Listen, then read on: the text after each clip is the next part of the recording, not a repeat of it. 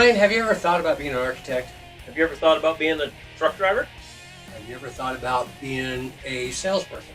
What about something in the medical field? Realtor?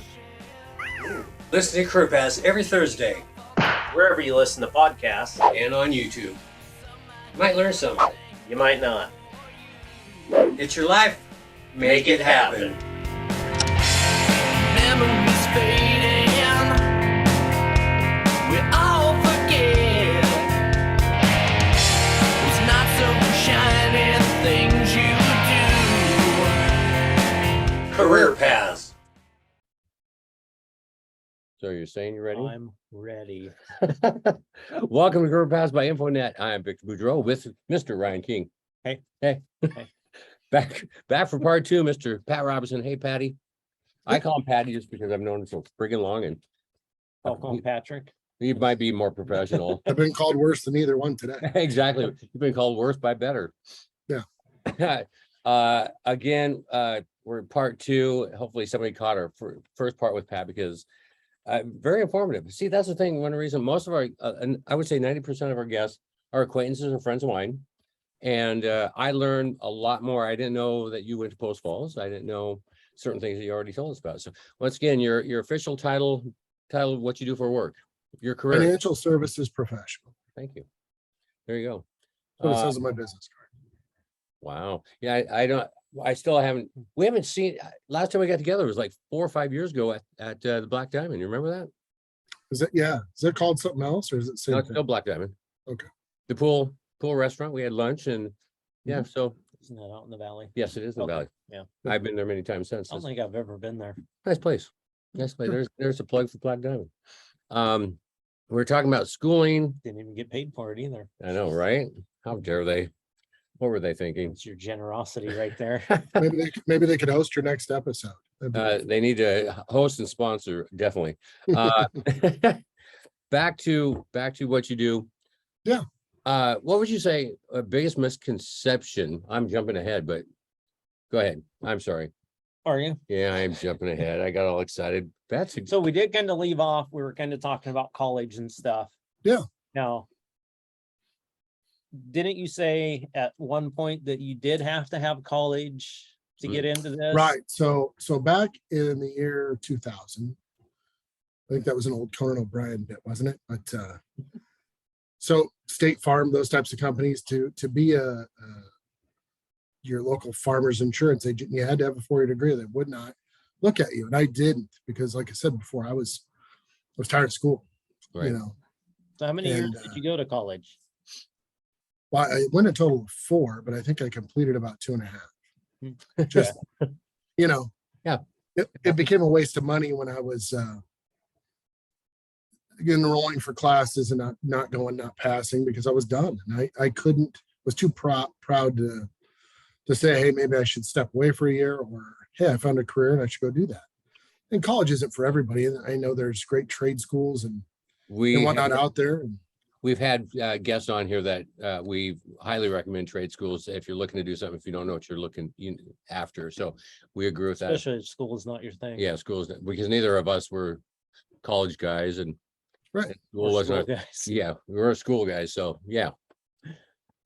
right. So, you know, I learned how to be social in, you know, I was pretty quiet in high school. I learned how to be social, but I think I lacked a little bit of direction. My mom, you know, I was raised kind of by a single mom who worked graveyards. So we didn't have a lot of interaction during the week and there was no response, you know, wouldn't say there wasn't parental guidance, but there was no parental check-in a lot. So, you know, to ask a 16-year-old boy who, you know, had a Okay. girlfriend that was ended up becoming everything at the time, wasn't healthy, wasn't smart, but didn't have someone around to tell me no. And my mom's passed away and she would, you know, she certainly did the best she could with what she did. And it was up to me to kind of step up, but you know, relationships wait. We got one shot at high school. You should make the best of it and, you know, decide where you want to go from there. Like I said, if you're going to go to college, go to community college. The military is I think they said the military enlistment's down for the first time in a long time. And I certainly, you know, enlisted in the Navy a year and a half after high school for a period of time and was told I had glaucoma and would go blind so severe I go blind in 5 years. Obviously, that's the case. So I don't wear contacts. I wear reading glasses because I'm old. But I'm with you there. military is a great way to not only get an education but pay for an education afterwards. So I recommend that. There's great military community in the Spokane area, and great support when you come back if you know where to find it. And there's great resources. And certainly, I know these guys probably know those resources. I know a ton of them up there as well in Spokane. So yeah, military is a great place to start if you're not ready for college. So do you currently now need college to get into your profession?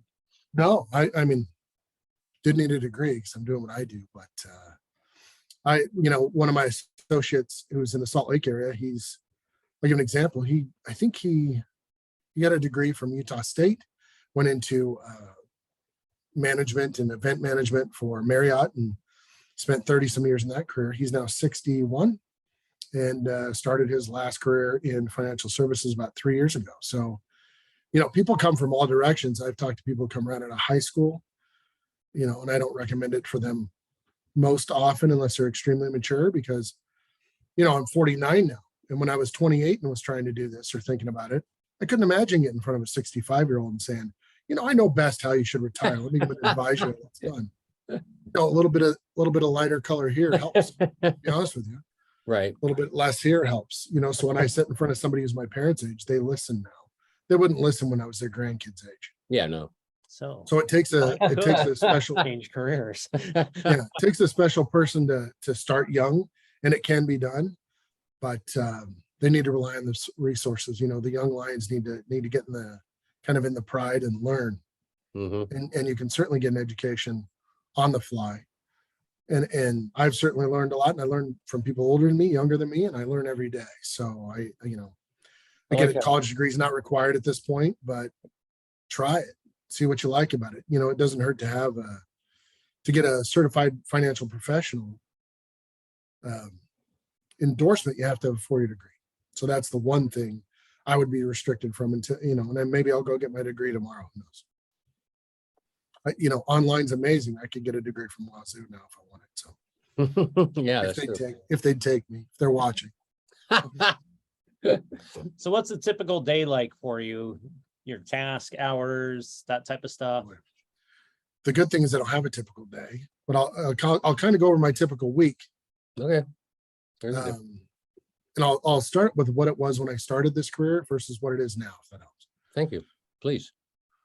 So starting my career, it was Monday morning,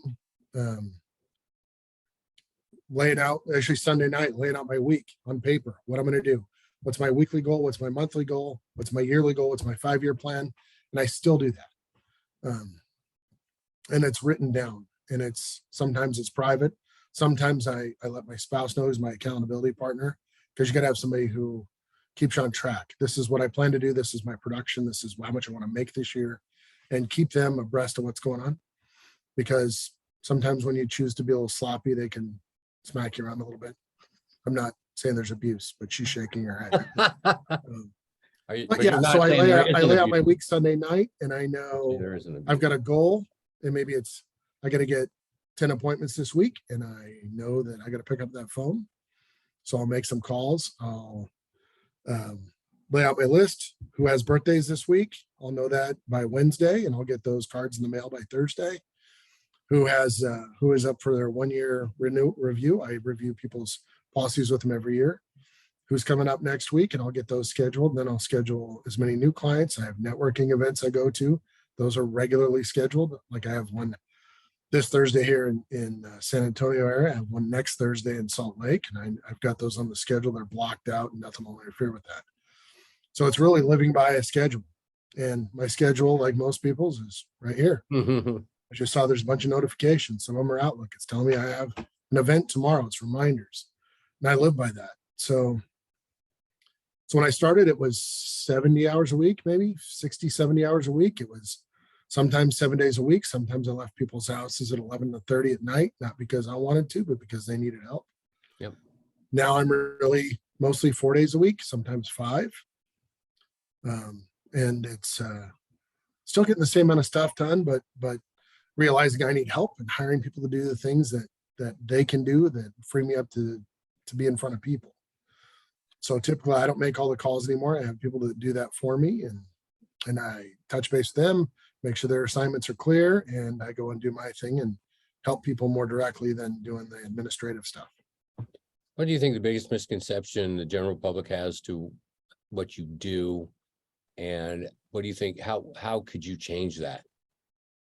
I think when people hear commission or people call customer service, there's some dissatisfaction. I have a problem, fix it now, or you are the you just want to sell me something. And I think whether you're a car salesman or doing what I do or Medicare or whatever it is, you have to let them know ahead of time, here's what I do, here's how I'm paid, here's what I make. I'm very upfront about it.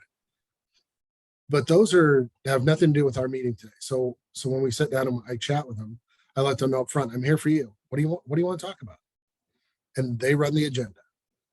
And I'm there to answer their questions.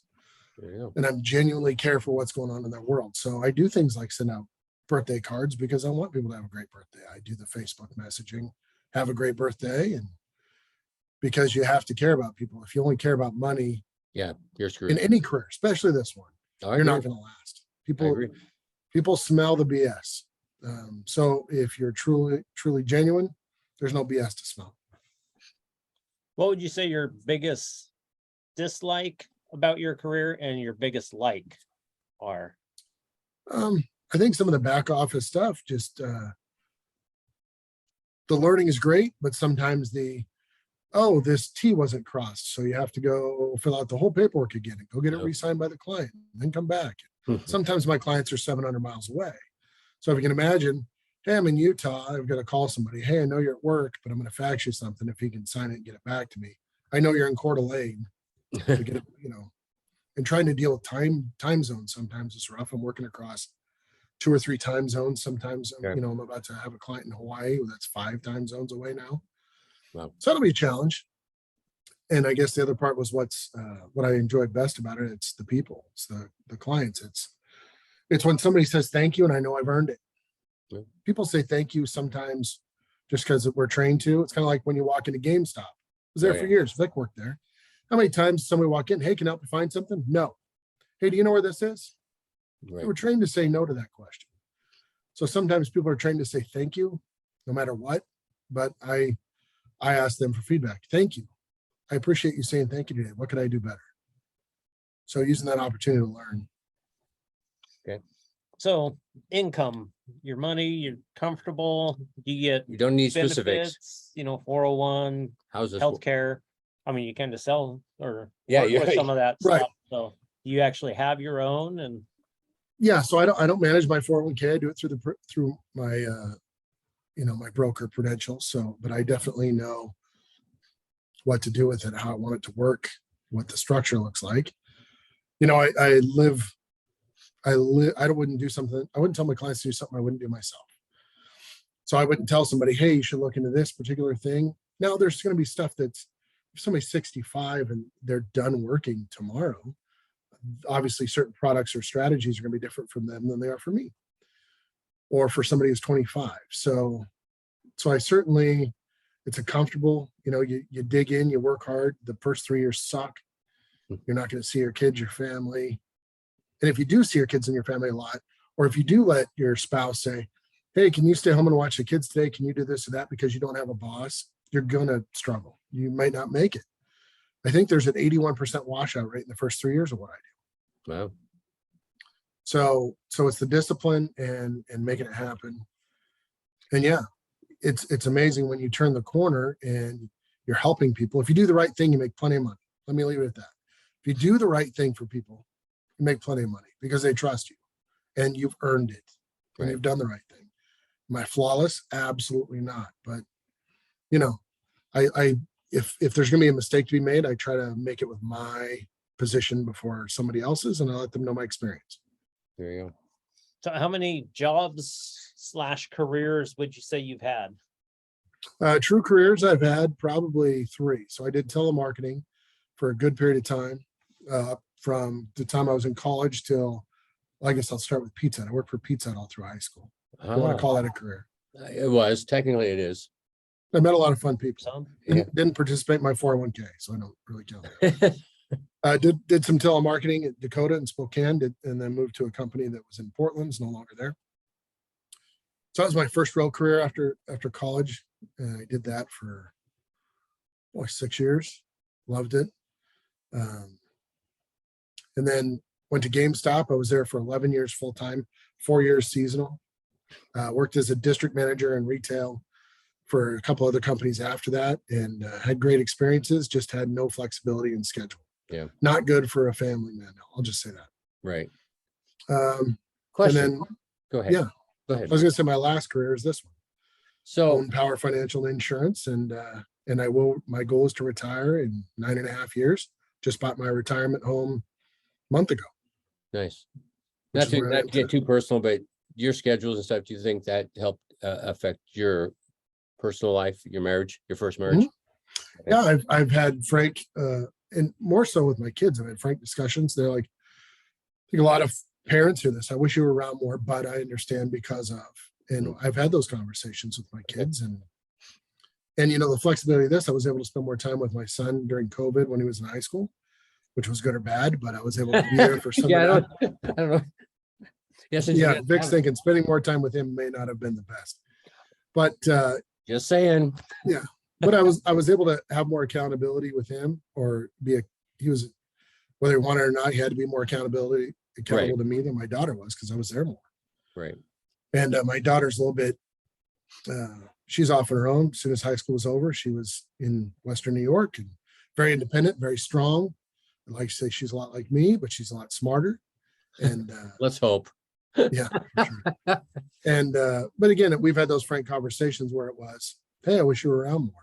Right. I won't say anything about how it affected I will say it will affect a marriage if you're not around. Yeah.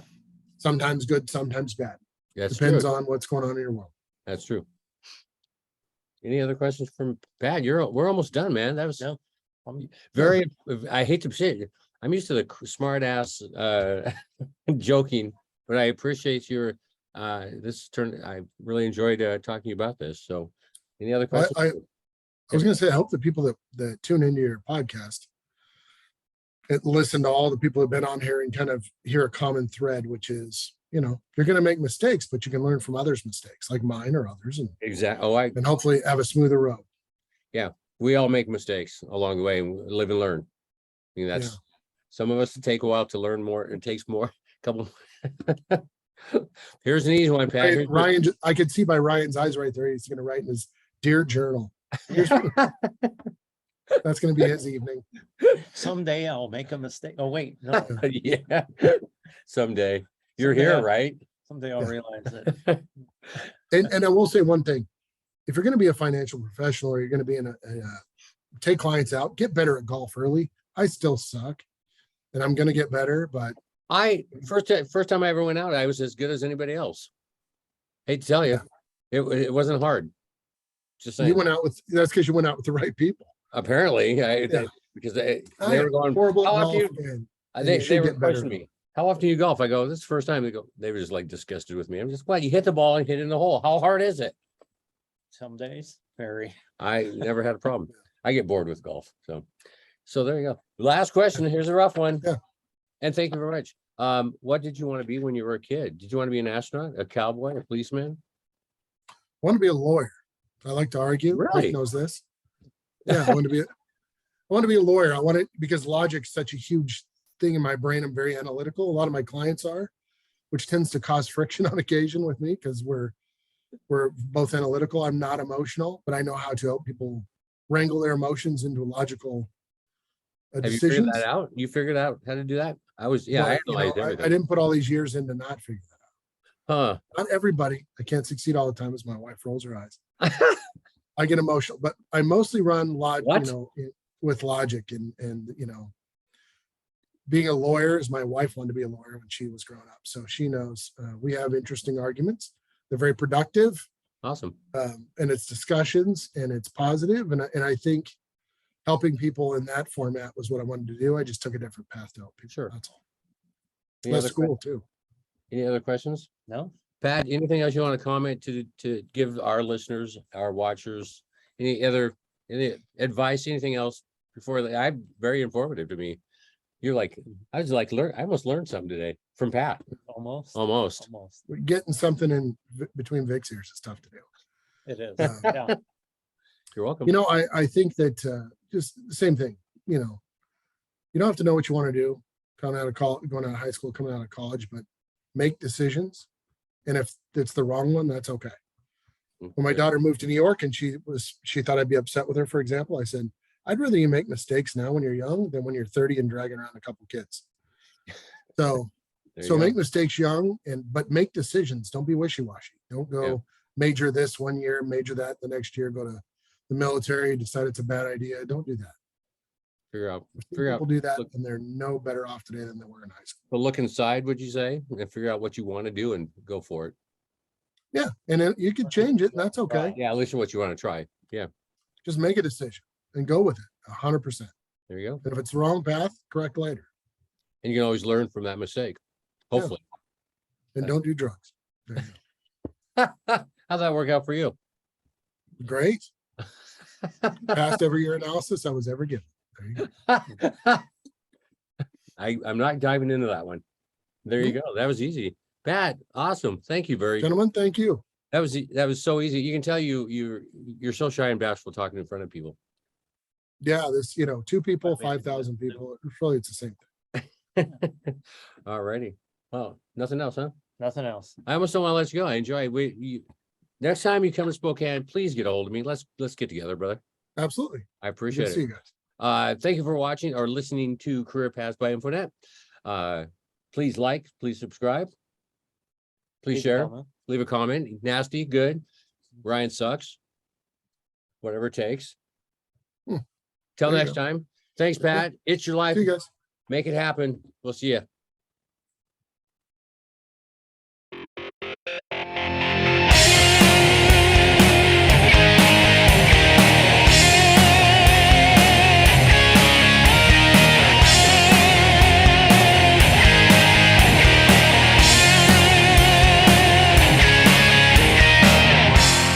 Ashes to ashes.